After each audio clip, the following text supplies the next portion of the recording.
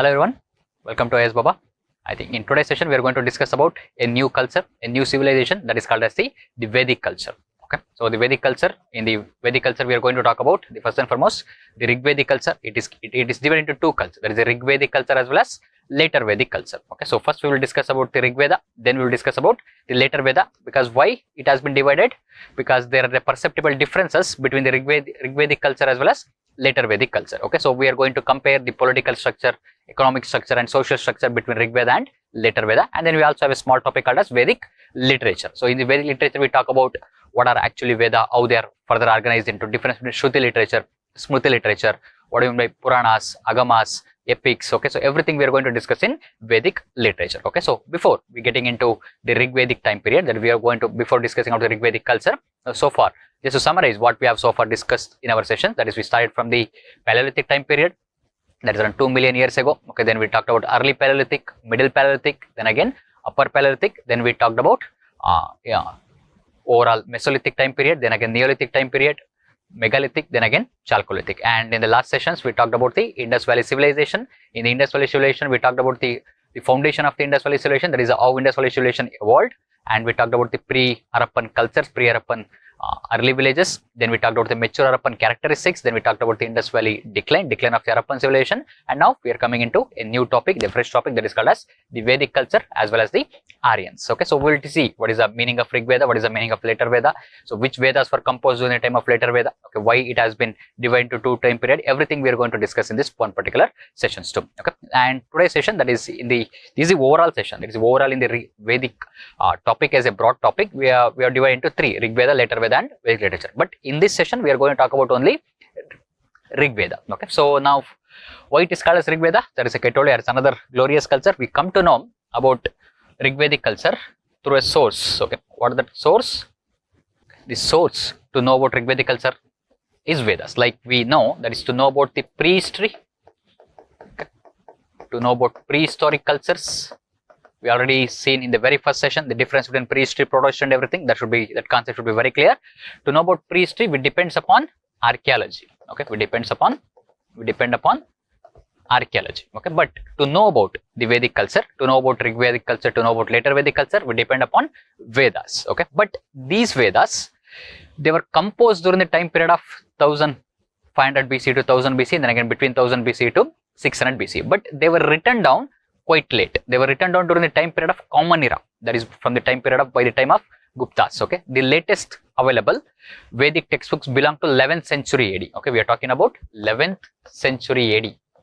Okay, the oldest available Vedic textbooks available from which century? That is the 11th century AD, that is between 1000 to 1100. But they were composed in BCE time period. Okay, they were composed during BCE time period, but they transmitted from BCE time period to Common Era time period through oral transmission. Okay, that shows the excellent memory of those people. So the orally they were transmitting for thousands of years. Okay, so then they were written down from the time period of the 3rd century as well as 4th century AD, and the present available oldest textbooks of Vedas belong to 11th century. Okay, that is what the major source of Vedic age.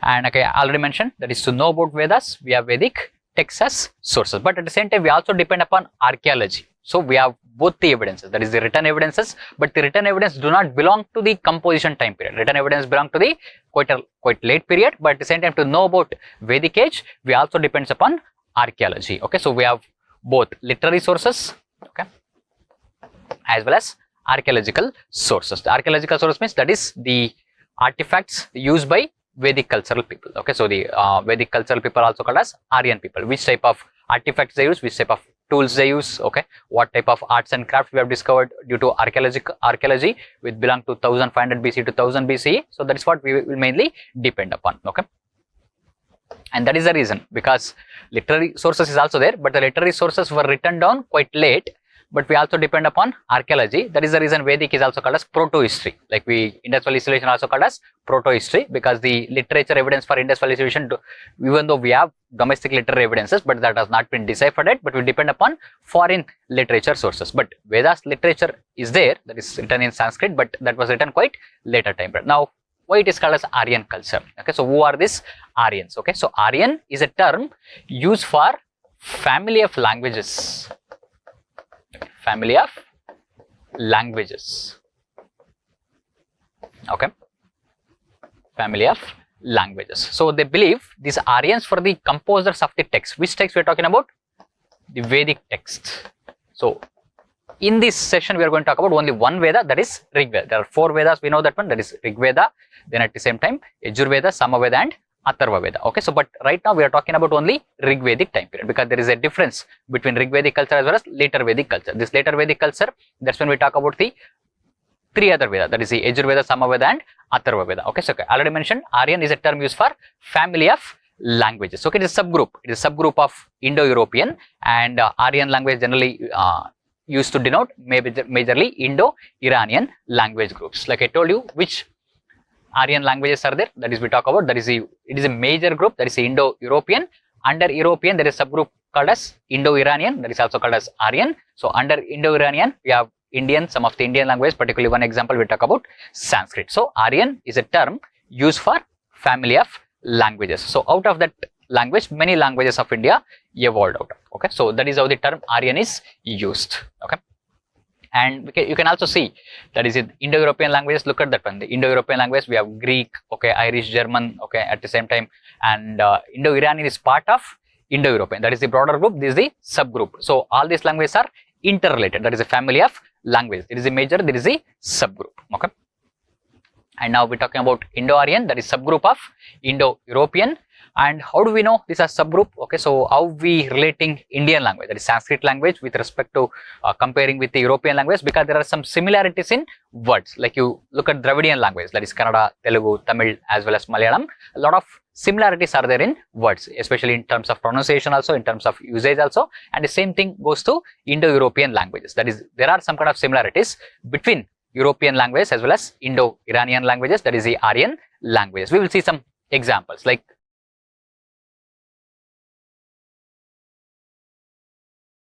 the Sanskrit words like matri and pitri are similar to Latin word matter and pater. Okay, so one more example we can talk about. Okay, that is the Suryas and Marutas of Kassite language. Okay, that is also subgroup of Indo-Iranian, again Aryan language. That is, inscriptions are equivalent of Vedic Surya and Marut. So this shows that is Aryan is a term used for family of language. It means that shows us interrelation between the people of European origin as well as the present people of, that is the Indo-Iranian, that is the Middle East as well as India too. So that shows that there's some kind of ancestral relationship, some kind of, we can say, genealogical similarities between these two groups. Okay, so this is the Indo-Aryan, like I already mentioned, is a group of Indo-European. So Aryan is a term used for family of languages. Now, who are these Aryans? Where they came from? Okay, so there are 2 types of debates are there. That is, one thing is that one, that is we have debate of, that is one is foreign origin. That is, Aryans came to India from foreign lands, and some historians say they were indigenous. They are indigenous. There are 2 types of origin are there. That is, foreign origin says that one they came from Middle East. Okay, and that indigenous origin says that one they were Indians only. They did not come from outside. Okay, so it is a culture unique to India according to this theory, and this foreign theory believes that one they came from outside lands, and they colonized Indian lands, and they spread their Aryan culture. That is the also called as Vedic culture. Okay, so according to these theories, there are so many theories are there, like I already mentioned. That is, according to this foreign theory, so these Aryans were somewhere residing initially near steppes. Okay, near steppes. Steppes are temperate grasslands. Okay, so that is in southern Europe. Okay, southern Europe and Central Asia. Southern Europe and Central Asia. There was a group of people who were living. They are called as Aryans, and they emigrated out of this place in we can say in stages. And some group went to Western Europe. Okay, some group went to Western Europe, and one group came to Central Asia. Okay, and from Central Asia another group came to Iran. Okay, and from Iran they came to northwestern part of Indian subcontinent. Northwestern part of Indian subcontinent, that is presently we can talk about, that is the Punjab region.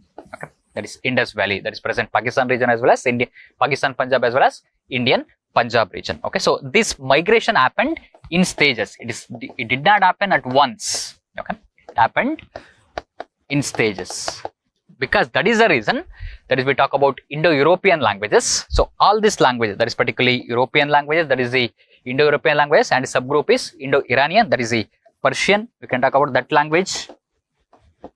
Okay, and of course Punjab, we can talk about Sanskrit, this language.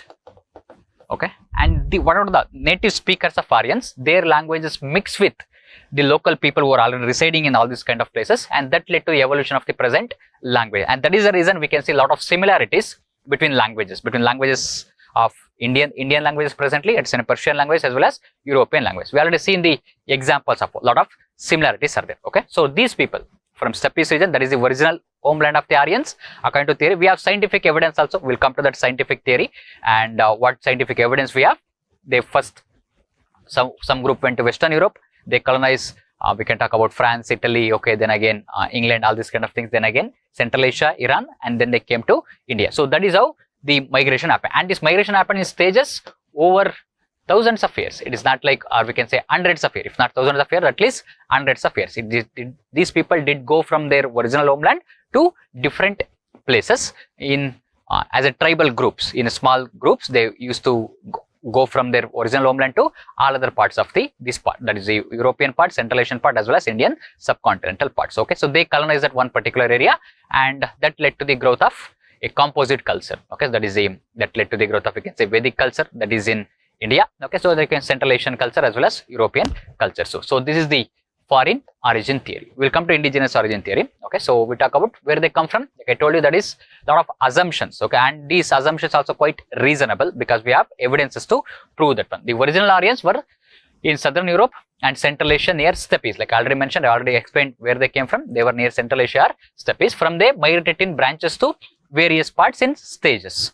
And some went to Western Europe, okay, and some to Iran, and one branch of Iran came to India, that is the northwestern part of Indian subcontinent. That is how, again, already mentioned, and these immigration happened over hundreds of years. That is not happened within tens years, all this kind of thing. They happened over a longer period of time. It was not an event, but rather it was a process. Okay, it was rather a process, and they kept on colonizing their respective area where they went to, and the native speakers of that area mixed with the language of the Aryans were speaking, and that led to the growth of Indo-Aryan languages. Okay, and now indigenous origin theory. I told you that is, according to some historians, that is the Aryans were colonizing the area of Sapta Sindhava, and that is Sapta Sindhava. We talk about the Punjab, the 7 rivers. That is the region. The Sapta Sindhava means that is 7 rivers. We'll come to which are those 7 rivers.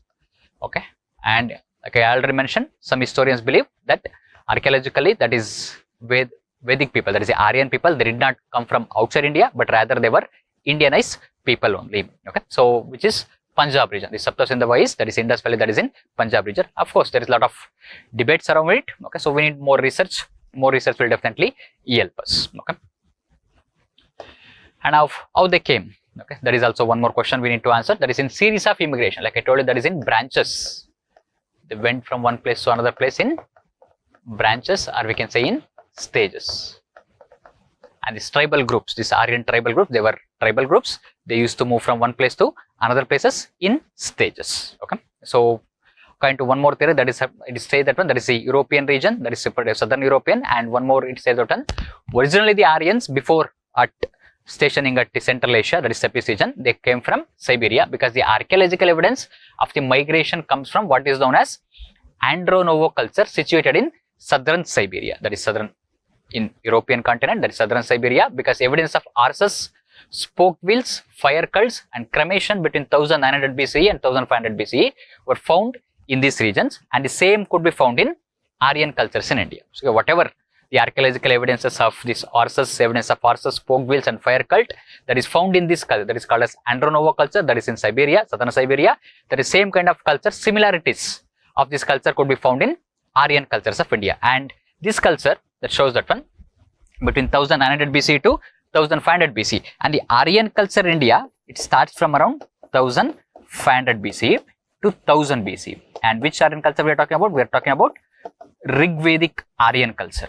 Okay, so look at the time period also matches over here, because before 1500 BCE, that is, that culture could be found in Siberia, and from that for more than 400 years, more than 500 years, they used to migrate from Siberia to Central Asia to Iran to, and then to India, and these have little bit of, we can say, as archaeological evidences. That archaeological evidence are evidence of horses, spoke wheels, fire cults, and cremation evidences. Same thing could be seen, and the earliest Aryan evidence in India comes from 1500 BCE, and before Aryans, we already talked about, the timeline should be very clear, that is around 1750 BCE. Okay, that is 250 years before, that is the Harappan civilization started to decline. Okay, Harappans decline, and from 1500 BC onwards, we have the evidence of Aryans coming into India, particularly which Aryans? Rig Vedic Aryans. Okay,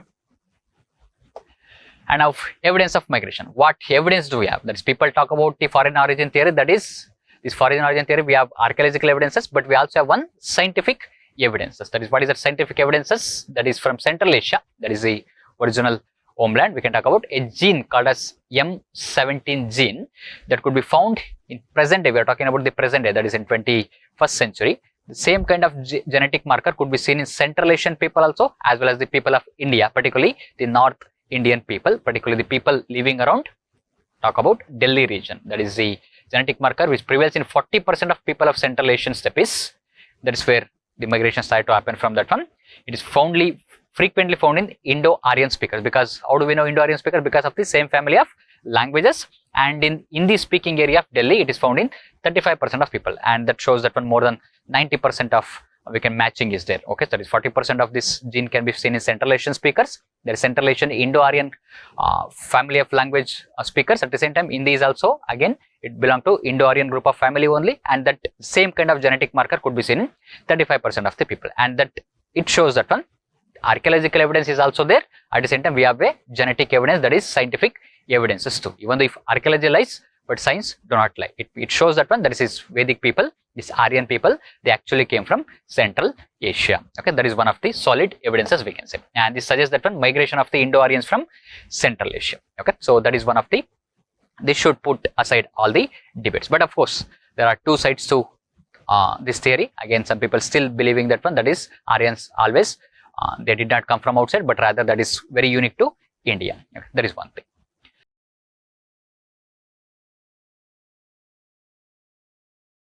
And now what is the timeline of the Vedas? Like I told you, Vedic timeline is divided into, that is Rig Veda as well as later Veda. Okay, this Rig Vedic time period, that is from 1500 BC to 1000 BCE. Okay, we are talking about BCE, and this is from 1000 BCE to 600 BC. Now, why these two timelines?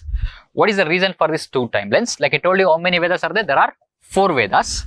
That is Rig Veda, and the later Veda, 3 Vedas. That is the Yajur Veda, Sama Veda, as well as Atharva Veda. So this timeline, on the basis of the composition of these texts, on the basis of composition, it means between 1500 BC to 1000 BC, Rig Veda was composed. Between 1000 BC to 600 BC, these 3 Vedas were composed. That is, which are the 3 Vedas? Yajur Veda, Sama Veda, and Atharva Veda. So the timeline of the Vedas are divided into 2, Rig Vedic and later Vedic. So on the basis of these 2, the entire Vedic culture can be learnt under 2 headings. That is, 2 different time period, Rig Veda and later Veda. And why we have divided this one? On the basis of, there is a cultural difference is also there. Overall culture is same, but there are some kind of difference. Different distinguishing elements could be seen in the political structure of Rig Veda and later Veda, economic structure of Rig Veda and later Veda, as well as the, we can say, social structure of Rig Veda as well as later Veda. That's what we are going to see. In today's session, we are going to talk about the Rig Vedic social, political and economic structures. Okay, so we understood the timeline of the Vedas on the basis of composition of this text. Okay, that is early Vedic, also called as Rig Vedic. It is, these Vedic textbooks were composed, that is Rig Vedic textbook were composed between 1500 BC to 1000 BC, and later Vedic, that is between 1000 BC to 600 or 500 BC. Of course, I will keep mentioning these dates could be little bit variations will be there. Okay, and these 2 chronology, that is the between 1500 BC until 500 BC, nearly for 1500 years, that is we can talk about, that is 1000 years that we can talk about. That is, chronology also explains the 2 phases of Aryan expansion in India. Okay, so 2 phases of Aryan expansion. What is my Aryan expansion? That is the Aryan, also called as Vedic cultural expansion. Okay, whatever the culture they brought, that's kept on expanding in India. It means the Aryans, for we can say, they were indigenized or Indianized. That's what we can say, not indigenized, but rather Indianized. Okay, so the Aryan culture, what they brought, this Vedic culture that kept on expanding in India between these two time period. Okay, so timeline of the Vedas are very much clear on the base of the composition of the text, at the same time the expansion of the Vedic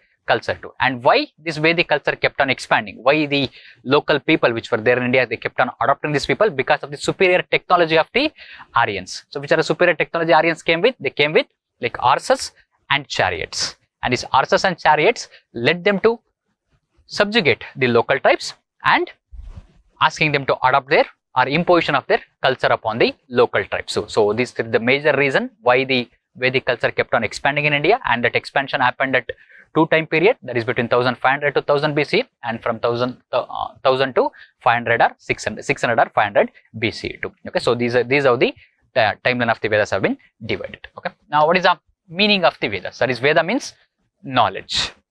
Meaning of the Veda means knowledge. They are believed to have divine source. It means they are from God. Okay, so divine source means God.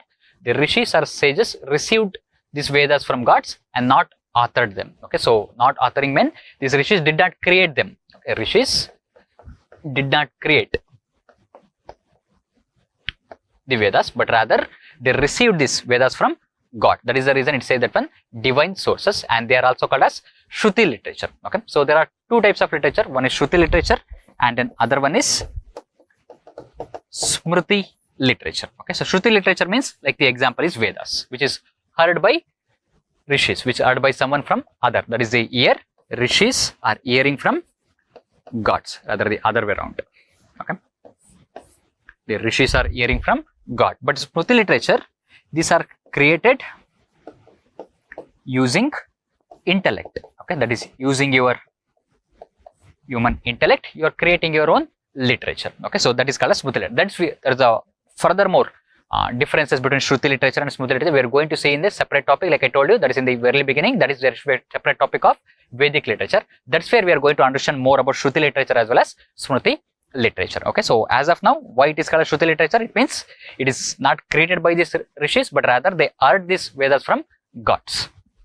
Okay, like I told you, that is, it means transmitted orally for many centuries. That is, first rishis received from gods, and these rishis further oral transmission are transmitted these Vedas to the next generation. So that is how Vedas survived for hundreds, thousands of years through oral transmission, and then when the writing was started to evolve, they were codified, rather they were written down, because they were written down quite later. Like I told you, they started to be written down from the time period of, we can say, 3rd and 4th century AD CE. Okay, that is we can talk about.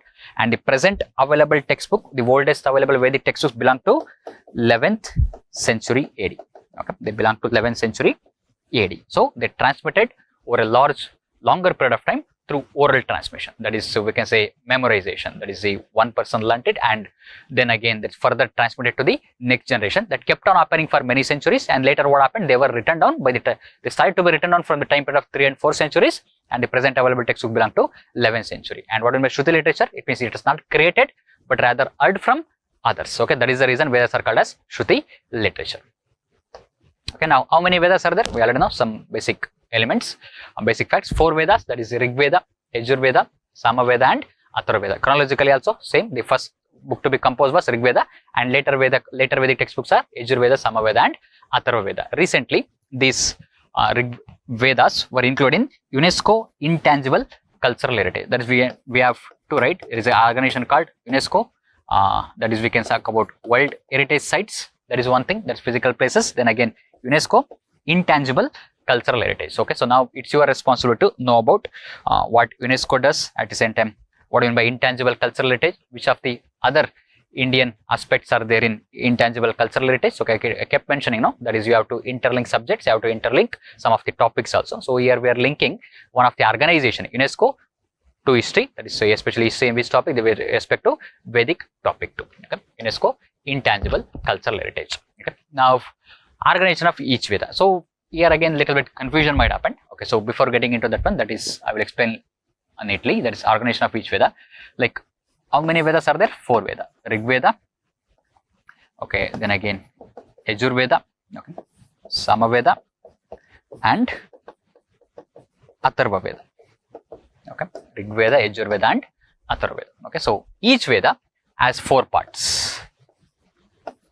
Each Veda has 4 parts, and that is called as Samhita, that is Rig Veda Samhita, Yajur Veda Samhita, okay, Sama Veda Samhita and Atharva Veda Samhita. Okay, plus it also has Brahmanas.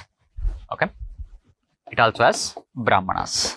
It also has Brahmanas, and then again it also has Aranyakas. Okay, just for understand, don't worry, every word will come out in slides. Okay, it also has Aranyaka. Okay, so every Veda organized into 4 parts, that is Rig Veda Samhita, Yajur Veda Samhita, Sama Veda Samhita, Atharva Veda Samhita. At the same time, Rig Veda Brahmana, Yajur Veda Brahmana, Atharva Veda Brahmana, okay, Sama Veda Brahmana. Okay, then again Aranyakas, then again Upanishads.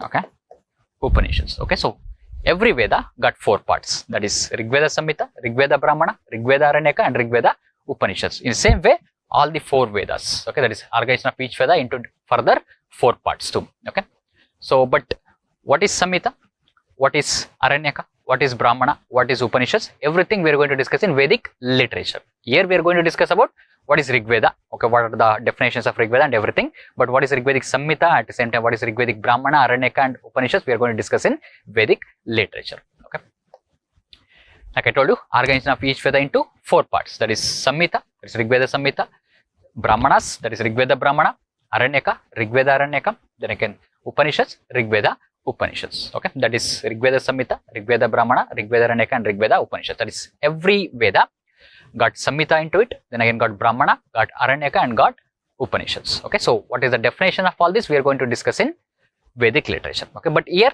in this topic, in this session, we are going to discuss about Rig Veda. What do you mean by Rig Veda and everything. Okay, now who are the composers? Like I told you, who are the composers? Composers were Aryans, that is Aryan Rishis, and Aryan Rishis received these from gods, and that is the reason they are called as Shruti literature, and they also have divine sources. The divinities come from gods. Okay, that is by family of sages. Sages also means Rishis, by 6 family of sages. That is example Vishwamitra, Vasistha, Atri, Vamadeva and Bharadwaja. Okay, they compose mainly Rig, because we are talking about Rig Veda. We are talking about Rig Veda because when we come to later Veda, we will have different names. That is, we are talking about Rig Veda by composed by 6 family of sages, and we also have female Rishis or female Rishikas. About 30 of them are named in the Rig Veda because they are written down, because we have literary evidences, but they were written down quite later. I keep mentioning they are written down quite later. That is, some women Rishikas were also there. Example, Romasa, Lopamudra, Vishwavara, Gosha and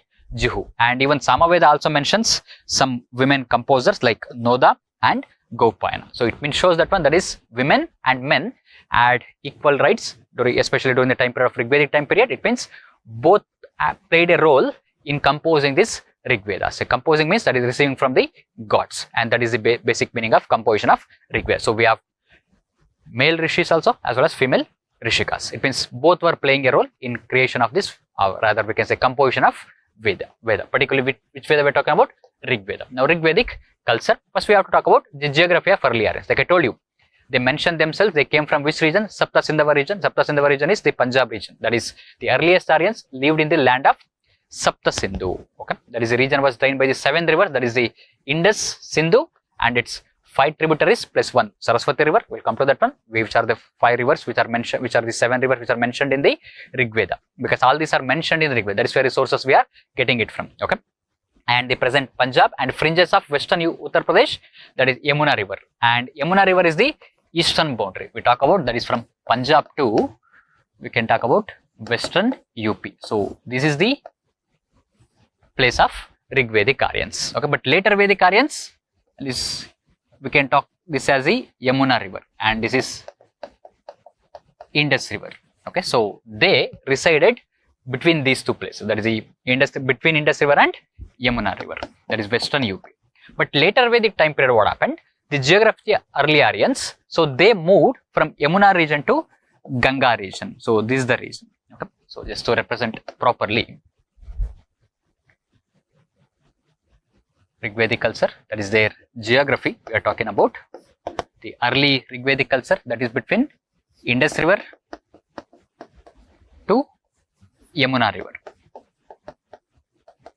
Okay, of course Yamuna is tributary of Ganga. Okay, we talk about Ganga river.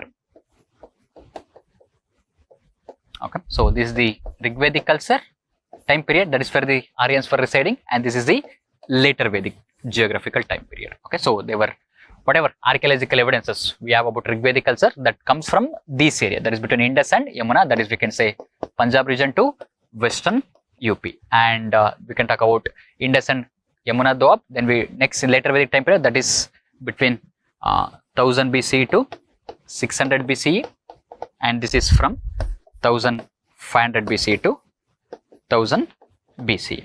Okay, that is Ganga Yamuna Doab, that is later Vedic culture. Archaeological evidence of the later Vedic we have between Yamuna and Ganga. Okay, so this geography should be very clear. Okay, it means that is what I told you, expansion of the Aryans. First northwestern part until Yamuna, until 1000 BC, and from 1000 BC onwards further expansion towards Ganga Valley, and later times period further expansion to South India also. That kept on happening over a time period. Why this culture was expanding? Because of the superior technology. Which superior technology? Chariots and horses. Okay, that is geography. We already talked about the Punjab and fringes of western UP, and Yamuna is the eastern boundary. The maximum geographical extension they knew that is mentioned in Rig Veda is Yamuna river. That is the eastern boundary. That was the eastern boundary. Western boundary start from Indus river. And which rivers? Like I told you, Indus Valley river, and that is Valley. We already know Indus, and that is Sindhu, and its tributaries Jhelum. Jhelum was mentioned as Vitasta in Rig Veda. Then again Bias river, that is mentioned as Vipasa. Chenab river is mentioned as Askini, and Ravi river mentioned as Purushni, and Sutlej river mentioned as Shutudri. These are 5 tributaries of Indus. And lastly, that is we talk about Saraswati river and modern Ghaggarakra. So these are the area, or this is the geography of early Vedic Aryans, that is between 1500 BC to 1000 BC, and that is where this culture first established. At the same time kept on expanding from that time period onwards, so especially from that geography as well as from that time period onwards. Okay, and they can ask for match the following. They can give these ancient names or the Vedic names of these rivers, and they can ask for match the following. That is how now geography is being linked with history. That is in strategy classes I kept mentioning about how to interlink subjects and keep on anticipating different types of questions that might come. Okay.